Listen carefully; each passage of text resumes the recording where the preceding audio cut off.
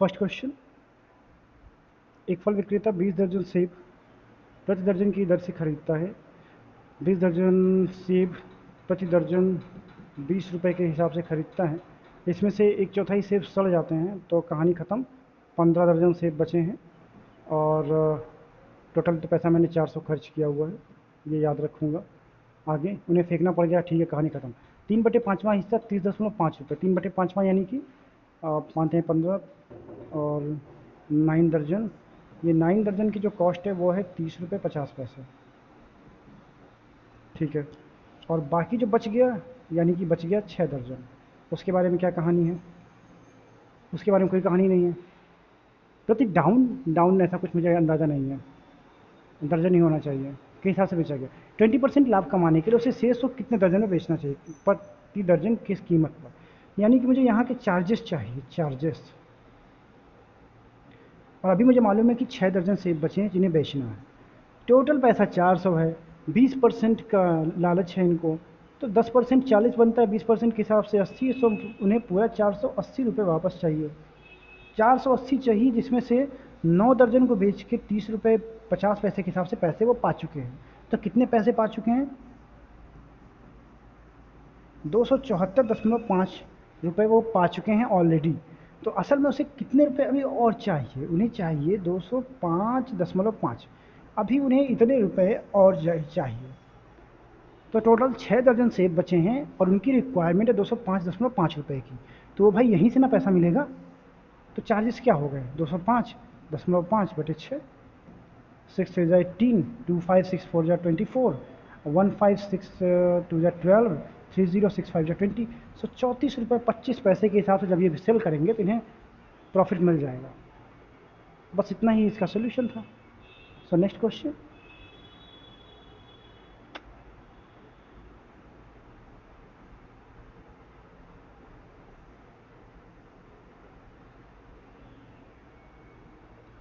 Train की औसत गति 96 किलोमीटर पर घंटा है, लेकिन रुकने के कारण 20 मीटर पर सेकंड हो गई।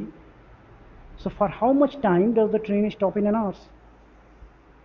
पहले सवाल को समझिए कि 20 मीटर पर सेकंड का मतलब क्या है। ट्रेन कुछ ऐसे चल रही थी इस तरीके से, तो उसकी स्पीड थी ओवरऑल 96 किलोमीटर पर आवर्स।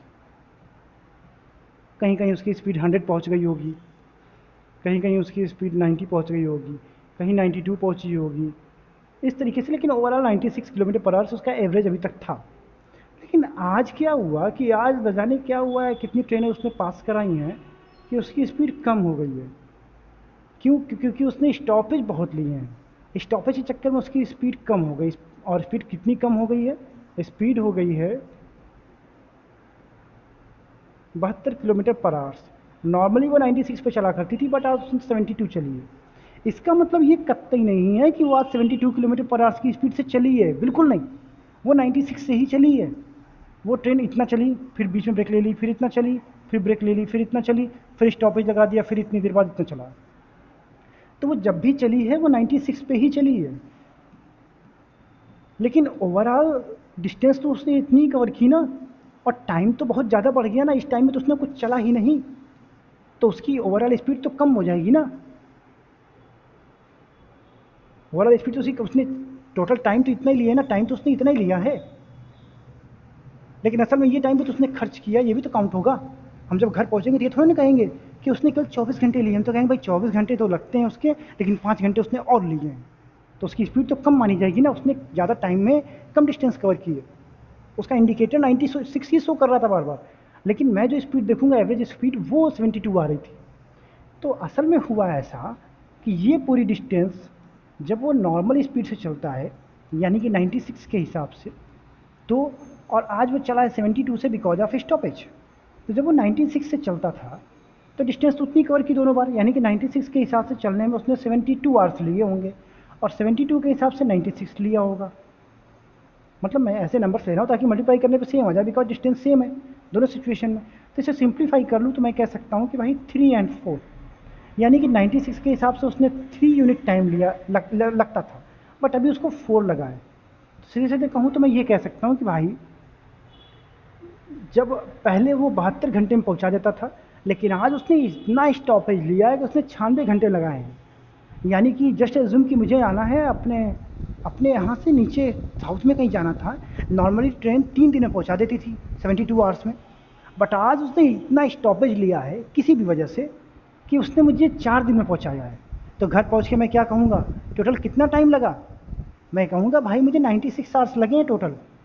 और मुझसे पूछा जाएगा लेकिन लगते तो 72 है। तो मैं कहूँगा अरे भाई 24 घंटे तो उसने स्टॉप ले लिया पूरा 4 दिन में थोड़ा थोड़ा कर करके। तो 24 घंटे का टोटल स्टॉपेज लिया है उसने टोटल जर्नी में, 96 आवर्स की जर्नी में। तो असल में मैं कहना चाहता हूँ कि उसने 1 आवर्स का स्टॉपेज लिया है 4 आवर्स में, या 1 दिन का स्टॉपेज लिया है 4 आवर्स 4 डेज में, या 1 मिनट का स्टॉपेज लिया है 4 मिनट में। 1/4 का रेशियो है स्टॉपेज का और टोटल जर्नी का। अब क्वेश्चन क्या है कि 1 घंटे में कितना रुकती है? 1 घंटे में तो भाई अगर 4 घंटे में एक रुक रही है 1 घंटा, तो 1 घंटे में कितना रुकेगी? 1/4 यानी कि 15 मिनट। तो 1 घंटे में वो 15 मिनट का स्टॉपेज उसने लिया है, क्योंकि टोटल 96 आवर्स में 24 घंटे का स्टॉपेज लिया है।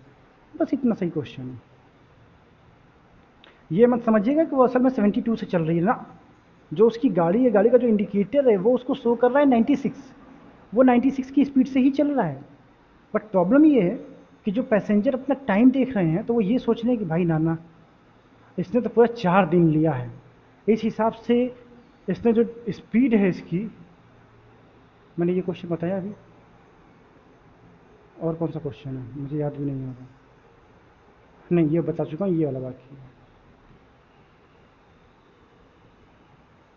अच्छा भाई ये क्वेश्चन तो इजी है, ये इतना हार्ड नहीं है, पता नहीं क्यों आपने पूछा है। ए को मिला 1 रुपया,